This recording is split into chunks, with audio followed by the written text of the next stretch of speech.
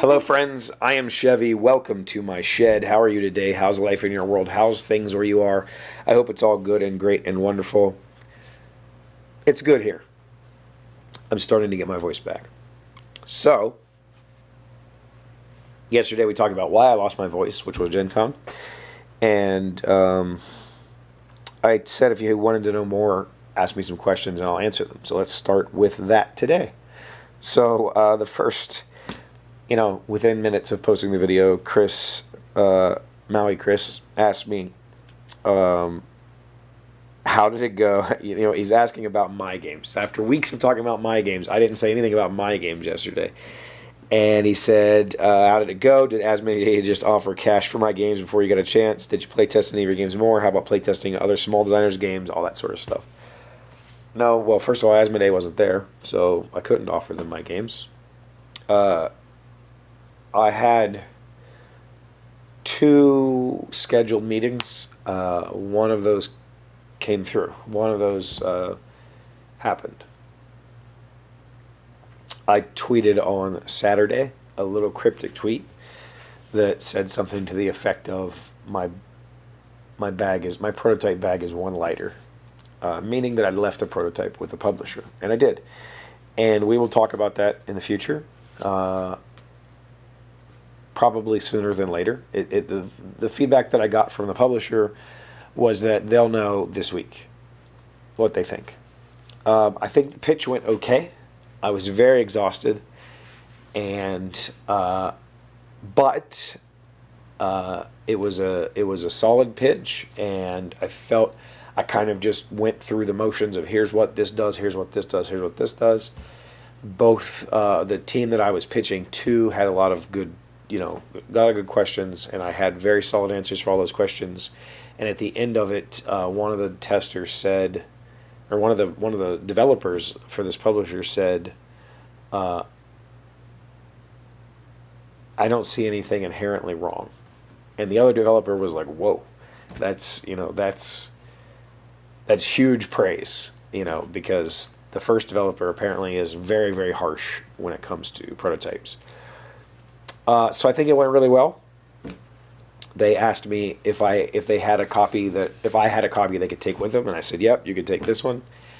And I handed over everything begrudgingly, because it was, I put a lot of effort into my prototypes, and it's the only one I have, so I can't play the game right now. But that's okay. They told me, we'll play it this week. They said we'll probably play it on Tuesday, as soon as we get back to the office. And, based on that, we'll either ship it back to you or we'll continue working on it. And I said, sure, go for it. So hopefully this week we'll know, and then if based on that feedback, we'll talk more about specifics, like what the game is and that sort of thing. The other meeting that I was supposed to have just kind of kept falling through. I was under the impression it was supposed to be like a let's talk at night kind of thing. Let's play some of these things. Let's go over these sorts of things. This was more of a friend meeting than a pitch meeting, in my opinion. And it just never worked out. We just never couldn't get our schedules to sync. And so on Sunday, I went by the booth and said, hey, you want me to bring it here? I can bring it to your booth. And I was told, yes, come back at this time. I went back and they weren't there. It was really awkward, So I actually went back later in that day, and I was like, are we breaking up? Because, I've texted, are you breaking up? Are you telling me to just go away? Because I will. I'll literally just go away. And they were like, no. Just nothing worked out. So the good news is I now have Tabletop Simulator. And I soon will have the technical skills to add games to Tabletop Simulator, which means that I can always play this game online, and I can pitch it online, and this publisher is interested in seeing at least one of these games. So I think some things will come out of this show. If nothing else, the prototype that I left behind and the team that I left it behind with, I have a whole lot of confidence in both, meaning that my game is going to survive whatever they do to it. And whatever they do to it will, regardless of whether they accept it for publication or not, or whether they develop on it for the next 10 years, or whatever the case may be, whatever will come out of that will make it a much better, stronger game for the future. right? So it's going to be a very positive outcome, regardless of how it shakes out. So that excites me. I'm really excited about that. As far as, did I play test any? Yes, I play tested the scroll game. We got to play it at dinner one night with a team of about 6. And it went over really well. Everybody was like, "This is a great little game. Like, it's something to do. You sit around," and that's exactly what it's intended to be. It's not intended to be a game, right? It's not intended to be like we're sitting there analyzing situations. It's an activity, right? It's something that you sit around with friends and play as an activity, and it doesn't have a whole lot of think, but it has a decent, it has some key important decisions that make it a little bit more interesting. And I think it went well. That is the kind of game that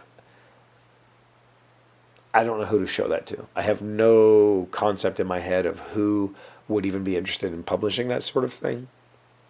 The only company I can think of is the company that published Scallywags, which, by the way, I got to meet this year. This is the first time I got to meet the guy who accepted Scallywags and published it, and got to talk to him about it. Got to talk about our mutual friend now in Iran that's publishing it in Iran. And he was really great. So, I mean, I guess I could show it to them and say, "Look, I got this card game version. Do you want to look at it?" But I figured Scallywags didn't do that well for them. I mean, they sold through the print run, but it didn't do that well for them, so I doubt they'd be interested in it. I might send them an email and ask, though. So other than them, I don't really have any concept of who I would show this game to. It's a very simple, just a card game. It might be something I put on the Game Crafter somewhere down the road. It might be something I try to put on, Kickstarter or something. I don't know. Did I play test any other designers' games? Kind of. I haven't played it yet.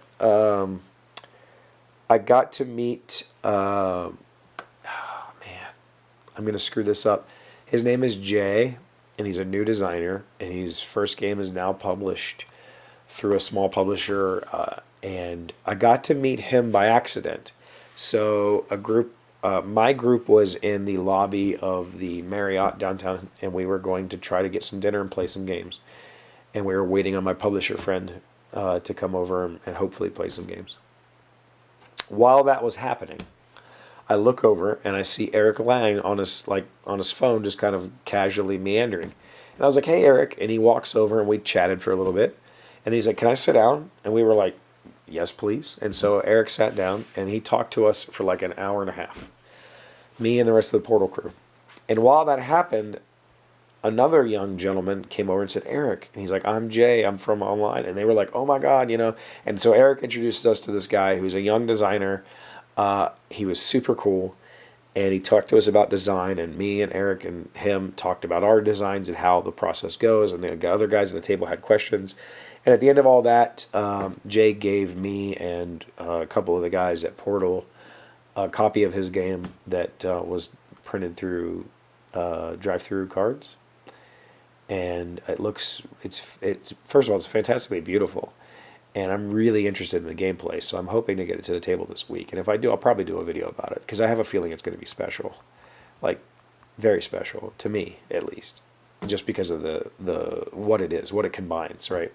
So I haven't played it, but I will. Yeah, that's the story of my games. Again, hopefully I'll have some more news for you soon. Hopefully we can celebrate. I don't know though. I am celebrating internally that I got through that part of the process. That's a pretty big step. But I've been here before and been turned down. So I'll get to the rest of your questions later this week. If you have more questions about Gen Con or my games or whatever, put it in the comments. We'll get to it. Thank you for being here as always. Thank you for liking, commenting, subscribing, being amazing friends and wonderful people. I really appreciate you. And I'll see you again tomorrow. Today's word you should know to sound smart is hubris. It is a noun meaning to possess pride, arrogance, or conceit not justified by reality. Those who accuse us of hubris are simply unaware of the efforts our families have made to perfect our bloodlines. Jesus. Hubris. Hubris. I felt uncomfortable reading that. To perfect our bloodlines. That's some like, man, I gotta get a bath.